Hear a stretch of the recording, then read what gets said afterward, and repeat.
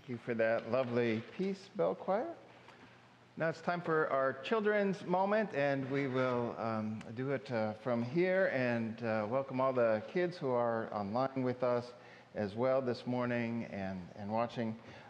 So today we know that we're getting very close to Christmas Eve, just a couple of days away. One of the ways that we know that we're getting close is that we have 4 of the 5 candles up here that are lit. And we didn't really talk much about what this is and why we do it, so I thought I'd explain it to you for a minute. And maybe you have one of these in your home, or your grandparents have one of these, or you've seen, it's called an Advent wreath with Advent candles in it to mark this time as we prepare for Christmas.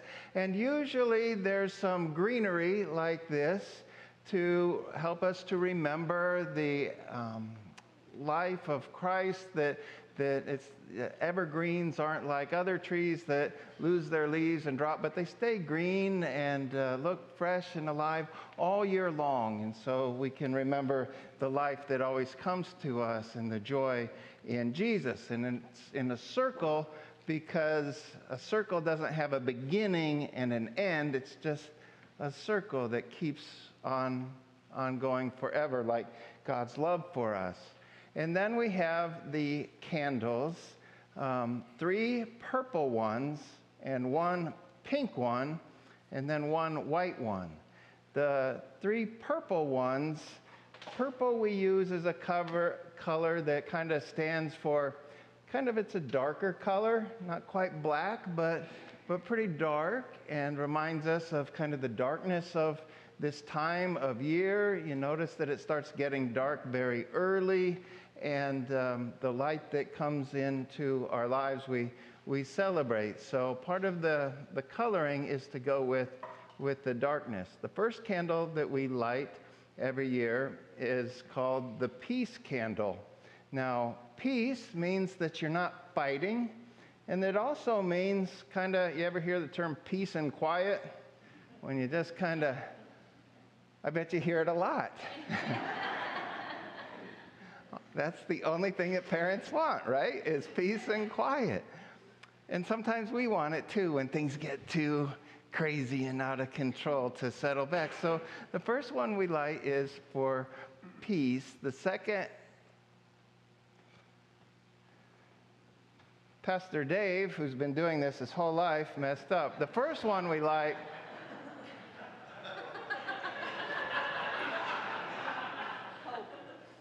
None of you caught it? Come on, help me out. All right.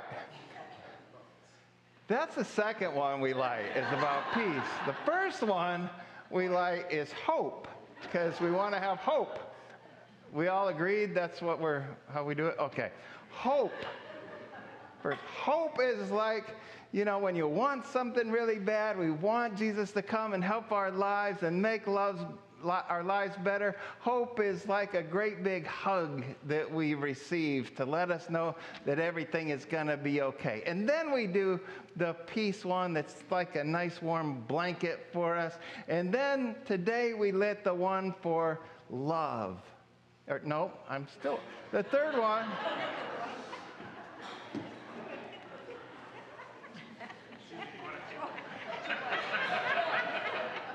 Hope, peace, joy, love.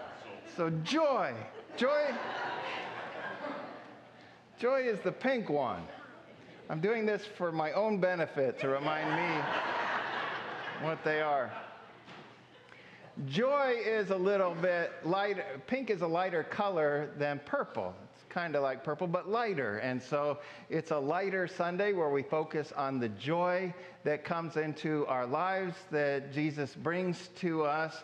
And then love is the fourth candle, because love is what Jesus told us to do and taught us how to love each other.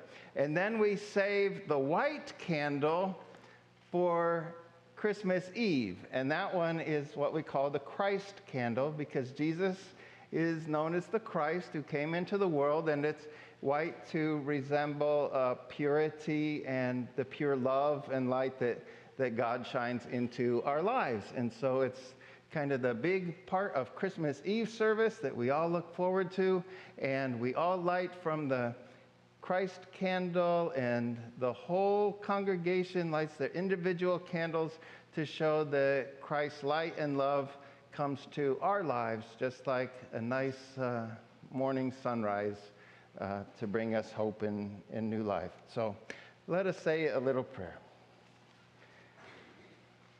Dear God, thank you for the hope, peace, joy, and love you bring to the world.